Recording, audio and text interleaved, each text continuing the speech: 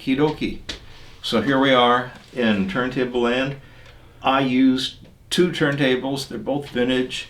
Years ago, I used a Linn LP12 for a long time. It's a great turntable. And, just to back up for a second, in audio, audio components or audio systems are really like people. No one does everything. It's like no human can really say they're good at everything, and no audio component or system, if they were sentient, would say I can do everything.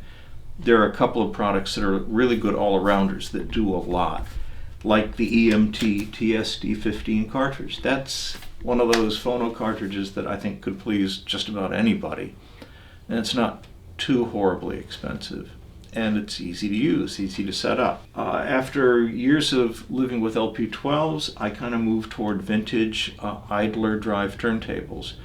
And both the Thorens TD 124 and the Garrard 301 are idler drive turntables. The Garrard has a larger, higher torque motor than the Thorens does. The Thorens has a somewhat lower torque motor, and it also puts an intermediary, it's also belt drive. The motor drives a pulley via belt, and the pulley drives the idler mechanism. So there's an intermediary mechanism in there, presumably to reduce rumble, to reduce motor noise breakthrough into the platter. There are a couple of mechanisms for that. There's also this neat clutch mechanism. The platter itself, which is made out of iron, the record is isolated from the platter by this aluminum shell subplatter, which I believe is made by spinning. Spinning is a manufacturing process that is really a lost art. Cymbals are made that way, where you put a lump of metal on something, and then a guy uses a wooden stick with a special kind of pointer. He'll have a variety of shapes to kind of draw it out. It's a little bit like pottery when you see them do it. Years ago, I worked for a company called Edison Price that made lighting, and a lot of the lighting fixtures, they made parabolic reflectors, and they were made by spinning. And the guys who did the spinning were mostly these old guys who had been doing it for a long time. And you see, almost all of them had a fingertip missing here or there, really cut up hands and stuff. But anyhow, the great thing about that is you've got this clutch mechanism where if you want to leave the motor going and you want to change records, you just hit your clutch, you get that little scraping noise, that's the platter still turning underneath the shell. Lift the record, flip it over, put the clutch back on, boom, bomb's your uncle. And it's a great industrial design. I love it aesthetically. I like the way it sounds a lot. I have a slight preference for the sound of the Garrard 301. Maybe because of the higher torque motor, maybe for that reason it has, to my ears, a greater sense of drive. But they're both real good. Why did you want to have two turntables? That's a really good question.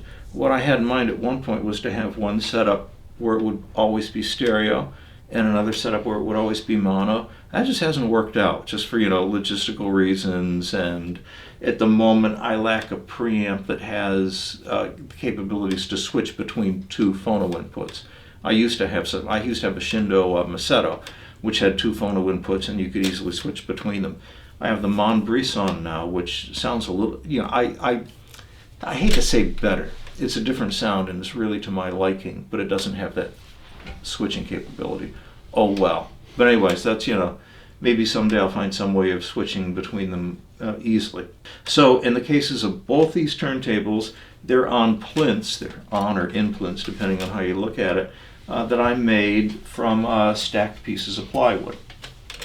And in the case of the Garrard 301, and both these things for like a really shamefully long time just sat unfinished. Just you come to my house and you see the edges of all these pieces of plywood, and it kind of looked like hell.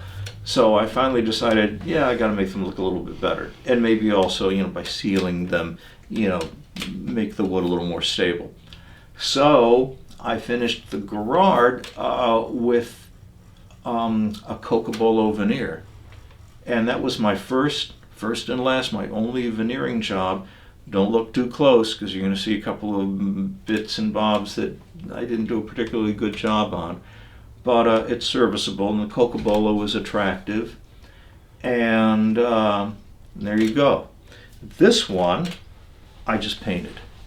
After doing one plinth in wood veneer, I thought, well, the hell with that. That was a lot of work, and I wasn't very good at it. So that's just multiple coats of spray. It's like an alkyd enamel or something like that, off the shelf kind of thing, with a lot of sanding, a lot of wet sanding between the coats, just to give it a little bit of a smooth finish. That's all that is. And I chose the most 60s-ish color that I could find. Something you used to be able to find cars in and can't anymore. It's pretty wild. It's wild, yeah. It looks. I've been told my color judgment isn't so hot, but I haven't let it stop. I haven't let it slow me down yet. It's like hipster swinging green son of Shindo. Absolutely, yeah, exactly. Yeah, exactly. It should have like little, flower appliques on it. Don't go too far now. Yeah, that would be going too far.